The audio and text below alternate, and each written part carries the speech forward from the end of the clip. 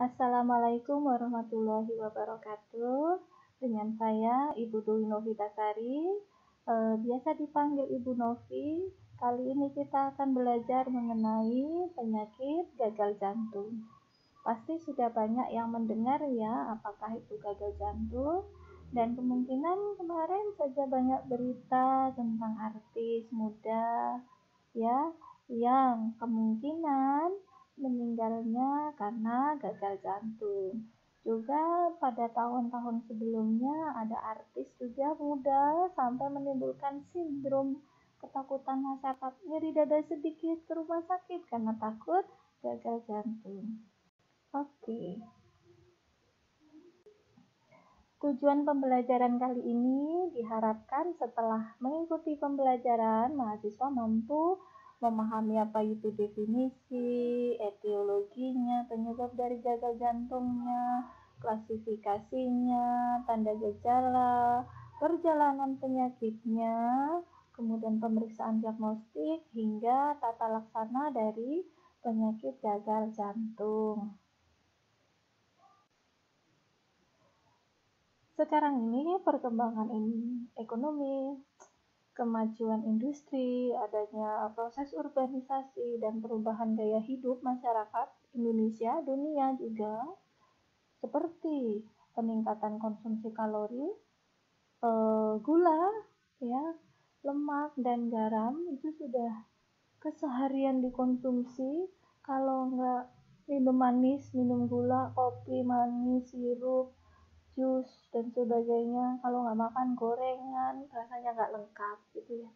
Kemudian peningkatan konsumsi rokok jadi budaya ya, ada penurunan aktivitas, ada pola hidup sedentary lifestyle, pola hidup kurang bergerak ya, main gadget, duduk saja, tidak ada lagi aktivitas di luar rumah. Itu adalah penurunan aktivitas yang banyak terjadi di masyarakat.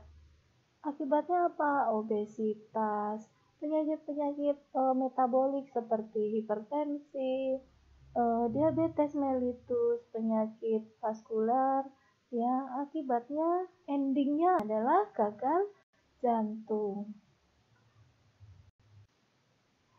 Gagal jantung ini merupakan tahap akhir dari seluruh penyakit jantung. Merupakan penyebab peningkatan kematian, morbiditas, dan mortalitas pasien jantung.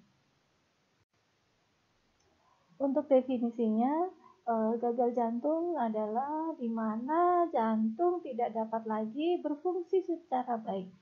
Yaitu fungsinya apa? Memompakan darah secara cukup ke seluruh jaringan, seluruh sel tubuh. Gangguan fungsi jantung ini dapat berupa gangguan fungsi diastolik ataupun sistolik, gangguan irama jantung, dan ketidaksesuaian antara preload dengan afterload-nya.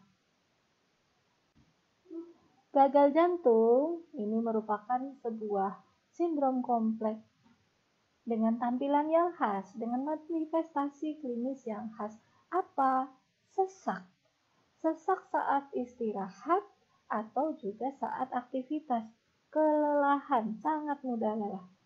Tanda retensi cairan, adanya edema di paru sehingga menyebabkan pasiennya sesak. Edema di pergelangan kaki, tangan, wajah, ya, munpe, bawah mata. Kemudian ada takikardi, takipneu, ada ronki karena efusi pleura, peningkatan jugularis vein pressure, serta ada edema perifer, tadi edema di tangan, di kaki. Kemungkinan ada hepatomegali, ini bukti objektif dari kelainan struktural dan fungsional jantung saat istirahat. Ada kardiomegali dengan bunyi jantung tidak terdengar, murmur, kelainan pada EKG, serta peningkatan natriuretric peptide. Ini adalah hormon yang dikeluarkan oleh atrium jantung. Nanti kita akan bahas fungsi dari natriuretric peptide. Untuk klasifikasinya, gagal jantung ada 2, gagal jantung kiri dan gagal jantung kanan. Juga dapat dibagi berdasarkan waktu, ada gagal jantung akut dan gagal jantung kronis. Menurut NYHA, New York Heart Association, ada pembagian kelas dari gagal jantung. Kelas 1, 2, 3, dan 4 dengan batasan aktivitas dan gejalanya. Contoh kelas 1. Tidak terdapat batasan melakukan aktivitas fisik. Aktivitas fisik sehari-hari tidak akan menimbulkan kelelahan, palpitasi, ataupun sesak nafas. Jadi ini masih yang ringan. Untuk kelas 2, terdapat batasan aktivitas yang ringan. Tidak terdapat keluhan saat istirahat. Jadi ini membaik sesak nafasnya dengan istirahat. Namun, aktivitas fisik sehari-hari menimbulkan kelelahan, palpitasi, dan sesak nafas. Untuk kelas 3, ada batasan aktivitas yang signifikan. Tidak terdapat keluhan saat istirahat, tetapi aktivitas fisik yang ringan saja menyebabkan kelelahan dan sesak, menyebabkan palpitasi. Aktivitas ringan yang seperti apa? Berjalan, ya, itu sudah menimbulkan sesak nafas. Kemudian tahap yang terberat yaitu kelas 4. Biarpun tidak melakukan aktivitas, ya, dia tetap sesak. Jadi dalam kondisi istirahat pun ada gejalanya. Apalagi kalau melakukan aktivitas, akan terjadi peningkatan gejala sesaknya, palpitasinya, kelelahannya. Menurut ACC dan AHA, American College of Cardiology dan American Heart Association, ada stadiumnya A, B, C, D dengan karakteristiknya masing-masing. Mari kita pelajari. Stadium A ini memiliki risiko tinggi berkembang menjadi gagal jantung, tetapi tidak terdapat gangguan struktural maupun fungsional jantung. Belum ada tanda dan gejalanya. Dia mempunyai risiko tinggi berkembang menjadi gagal jantung. Kemudian stadium B, telah terbentuk penyakit struktur jantung yang berhubungan dengan perkembangan gagal jantung, tetapi belum ada tanda dan gejala. Untuk stadium C, gagal jantung asimptomatis yang berhubungan dengan penyakit struktural jantung yang mendasari, serta stadium D, penyakit struktural jantung yang lanjut, serta gejala ada gagal jantung yang sangat bermakna saat istirahat, walaupun sudah mendapatkan terapi medis yang maksimal. Untuk klasifikasi dari Stephenson ada kelas 1, kelas 2, kelas 3, atau kelas 4. Disebut juga kelas A, B, L, dan C. Karakteristiknya dilihat dari kongesti dan perfusi. Disebut kering dan hangat kalau kongestinya tidak ada, perfusinya masih hangat. Berarti itu kelas 1 atau A. Kemudian ada kongesti tetapi perfusinya masih baik, itu disebut kelas 2 atau B. Kemudian tadi ada kongesti ya. Kemudian kelas 3, dia tidak ada kongesti tetapi perfusinya buruk, ya, perfusinya dingin, itu kelas 3 atau L. Yang terakhir kelas 4 atau C, di mana ini buruk semua. Kongestinya basah, ada kongesti paru, dan perfusi perifernya dingin. Kita sekarang membahas tentang etiologi dari gagal jantung. Apa saja? Coba kita sebutkan. Mungkin di sini ada beberapa yang tidak tertulis ya. Ada penyakit arteri koroner, hipertensi jelas, penyakit jantung katup, dan malnutrisi. Secara umum penyebab gagal jantung yaitu rusaknya atau berkembangnya berkurangnya massa otot jantung karena iskemi akut atau kronik. Kemudian ada peningkatan resistensi vaskuler karena hipertensi, Juga ada takhiaritmia, contohnya karena fibrilasi atrial. Manifestasi klinisnya, ada tampilan klinisnya, gejala dan tandanya. Manifestasi klinik, edem perifer, ada kongesti paru. Kalau sudah seperti itu jelas sesak nafas. Tandanya ada pembengkakan, ya. Edem paru, sesak nafas, tandanya ronsi basah terdengar, efusi, sakit nyuh, kemudian bisa shock kardiogenik, bisa penurunan kesadaran, lemah, akral perifer yang dingin. Tandanya apa? Tekanan darah sistoliknya rendah, anuri juga oliguri. Untuk gagal jantung hipertensi bisa dengan gejala sesak nafas, tandanya peningkatan tekanan darah, penebalan dari dinding ventrikel kiri. Kemudian kalau gagal jantung kanan, gejalanya sesak nafas dan mudah lelah. Tanda-tandanya ada disfungsi ventrikel kanan, peningkatan CVT, ada edema perifer, sampai ke asites. Efek dari penurunan curah jantung dan edema pulmonal ke perifer. Kita baca dari penurunan struk volume, ya. Adanya retensi garam dan air ini akan meningkatkan volume plasma. Jadi ini akan menginhibisi penurunan struk volume. Tapi kalau terjadi penurunan struk volume, ini akan meningkatkan atrial pressure. Sedangkan kondisi retensi air dan garam yang tadi meningkatkan volume plasma, dia secara langsung akan meningkatkan atrial pressure. Kita baca ke sebelah kiri dulu. Atrial pressure akan meningkatkan tekanan sistemik kapiler, sehingga dari tekanan sistemik kapiler yang meningkat akan menyebabkan edema perifer, ada asites, ada disfungsi liver, malabsorpsi nutrien, sehingga pasiennya menjadi kaheksia. Dari edema perifer bisa ninturia. Untuk peningkatan atrial pressure juga selain ke systemic pressure bisa meningkatkan pulmonary capillary pressure. Jadi kan jantung memperdarahi sistemik dan pulmonar, sirkulasi sistemik dan pulmonar. Untuk di sirkulasi pulmonar juga meningkat tekanannya, akibatnya terjadi edema interstisial antara kapiler paru dengan alveoli itu berjarak. Karena apa? Penimbunan cairan, adanya edema alveolar di pulmonari.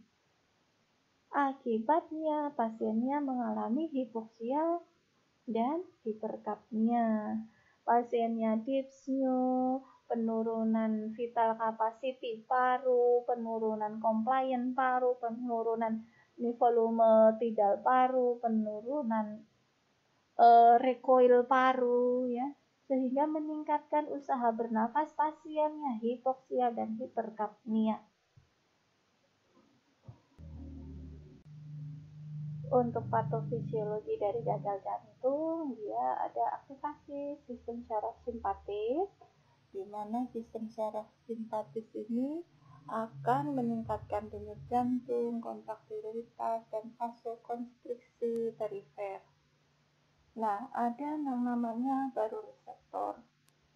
Baroreseptor ini ada di dua tempat. Lokasinya di dalam tubuh kita menjaga cardiac output. Aktivasinya yang berkelanjutan akan menyebabkan gangguan pada fungsi jantung, aktivasi dari sistem syaraf simpatis. Proses aktivasi sistem syaraf simpatis terjadi bersamaan dengan berkurangnya aktivitas saraf parasimpatis karena mereka bekerja berkebalikan. Sistem parasimpatis meningkatkan cardiac output, meningkatkan tekanan darah, sedangkan kalau sistem parasimpatis kebalikannya, menurunkan denyut jantung, menurunkan kontraktilitas, dan seterusnya, sehingga menurunkan tekanan darah.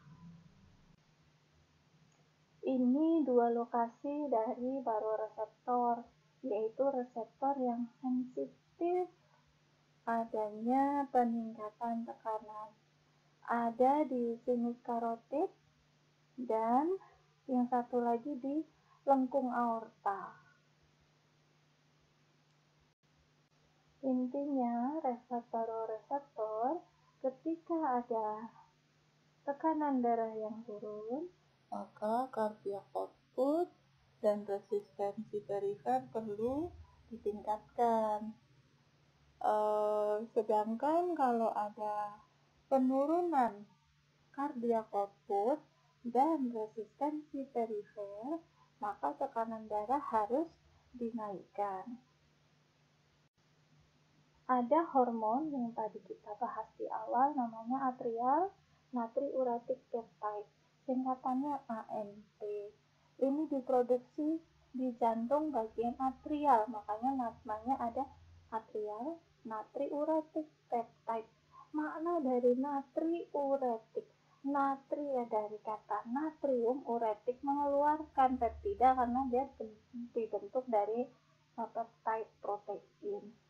Jadi hormon yang diproduksi dari bahan bakunya protein yang fungsinya natriuretik, membuang natrium yang diproduksi di atrial jantung, di mana target organnya yaitu di ginjal, di nefron, mencegah retensi natrium. Sama dengan aliasnya mencegah retensi natrium adalah membuang natrium ya lewat urin. Ada hormon juga yang berperan dalam sistem kardiovaskuler. Tadi kita sudah bicara ANP, berikutnya ada renin, angiotensin, aldosteron. Renin diproduksi di ginjal, triggernya ketika ada penurunan NaCl, penurunan kadar natrium, penurunan volume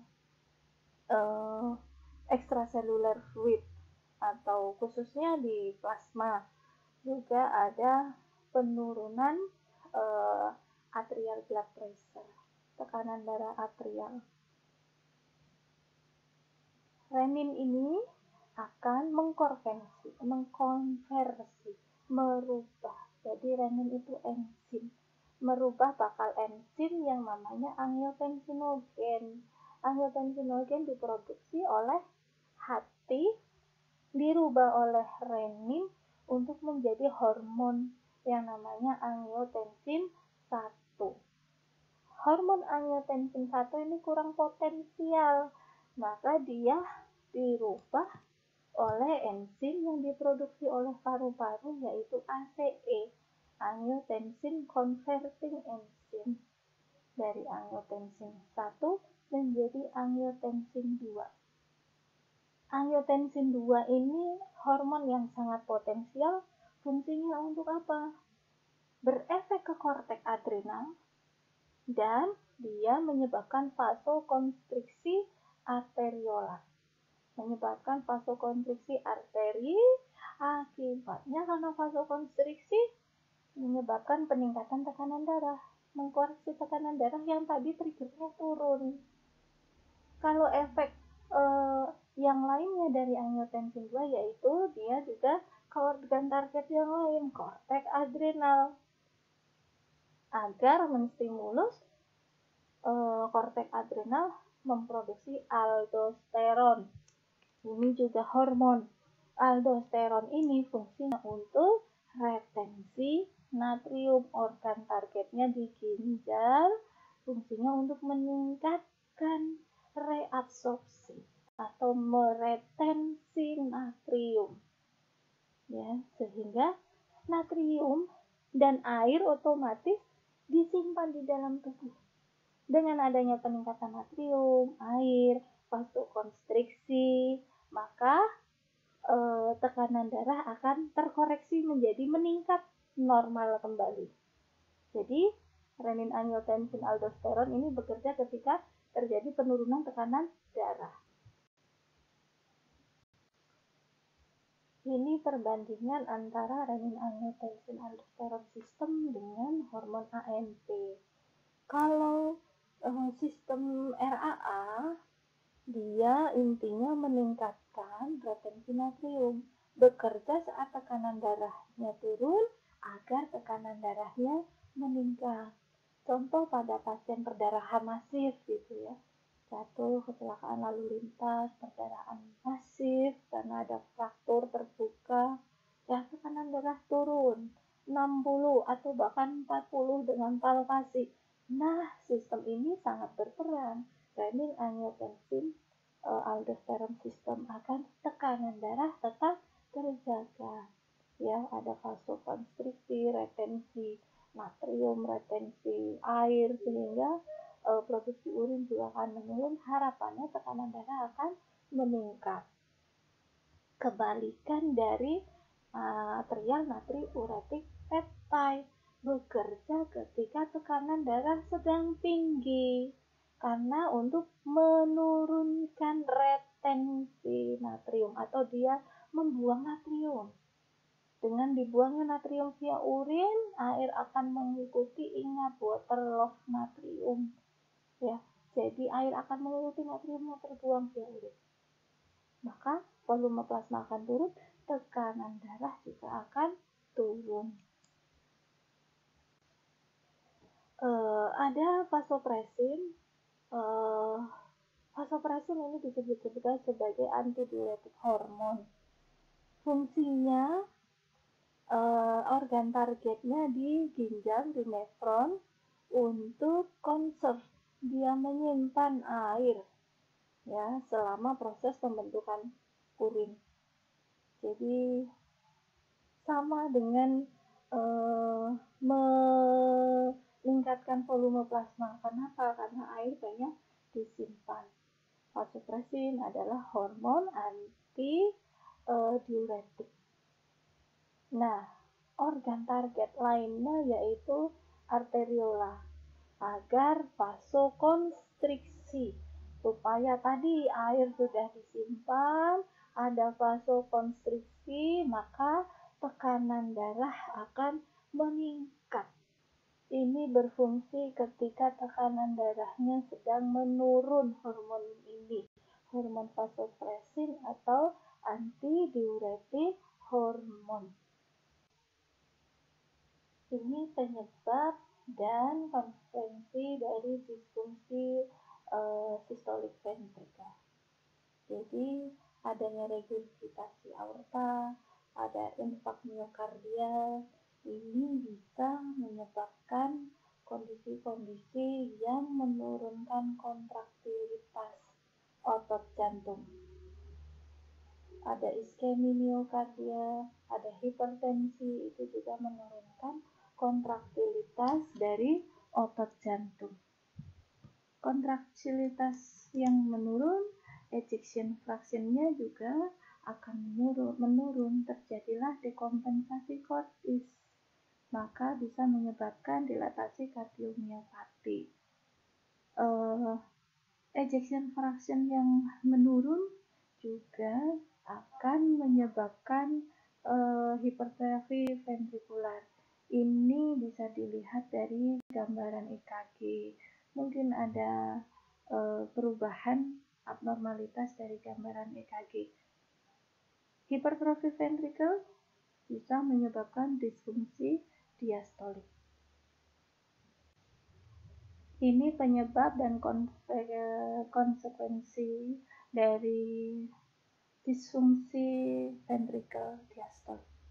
Kondisi kardiomiopati, kemudian ada fibrosis miokardial, hemochromatosis, kemudian ada tamponade perikardial, ada perikarditis.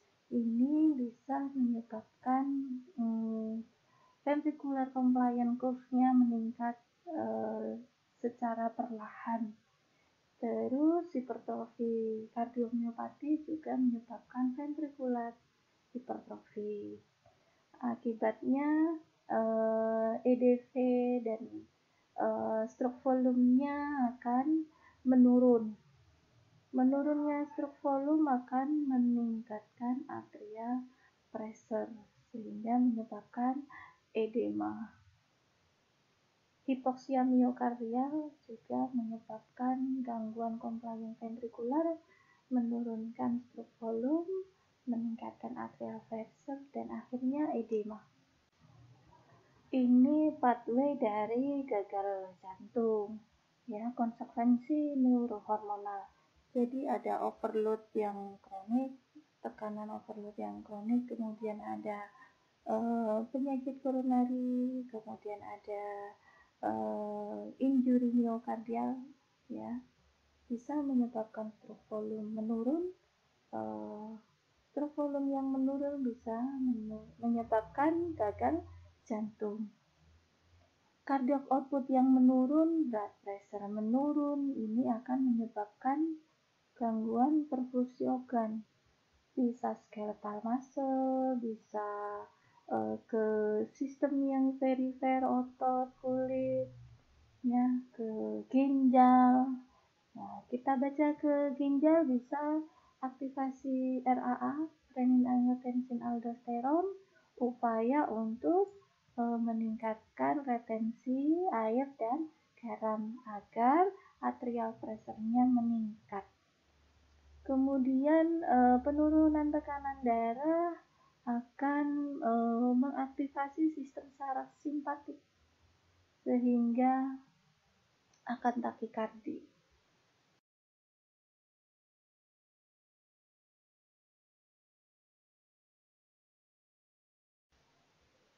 Untuk pemeriksaan diagnostik dari gagal jantung bisa dengan EKG menunjukkan apakah ada hipertrofi ventrikel kiri, ya, apakah ada ST elevasi, ada gelombang Q patologis. Kemudian kalau untuk foto dada bisa melihat bagaimana bentuk jantung dan parunya, apakah ada efusi pleural, kemudian apakah ada pergeseran aksis jantung, apakah ada pembesaran jantung, bisa terlihat. Untuk lab darah ini bisa mencari penyakit dasarnya apakah ada dislipidemia, kemudian kimia darahnya bagaimana, natriumnya bagaimana, proteinnya, kemudian profil darah lengkapnya, sel darah merahnya bagaimana, trombositnya. Untuk ekokardiografi ini juga bisa dilakukan. Bagaimana dengan ejection fraction-nya, apakah sudah terjadi penurunan yang signifikan atau tidak, sampai dengan pemeriksaan radionuklir. Mungkin bisa dilakukan angiografi, apakah ada sumbatan di arteri-arteri koroner dan percabangannya, seperti itu. Untuk penata laksanaan farmakologisnya secara umum, pasien bisa diberikan diuretik untuk menurunkan volume plasma, kemudian ACE inhibitor bisa dengan captopril, kemudian ada blocker, ada beta blocker, digoxin, dan vasodilator, antikoagulan, antiaritmia, dan obat yang positif inotropik. Ada restriksi cairan dan garam karena pasiennya edema, tirahbarin jangka pendek ini juga hati-hati, pasiennya sudah bisa saja dengan efusi pleural. Jadi kalau kita tirahbarin mengkhawatirkan ada infeksi sekunder di saluran pernafasan, pemberian heparin dan pemberian antikoagulan. Pertemuan kita sampai sini dulu. Bila ada ilmu yang salah saya mohon maaf. Semoga bermanfaat. Kita akhiri. Assalamualaikum warahmatullahi wabarakatuh.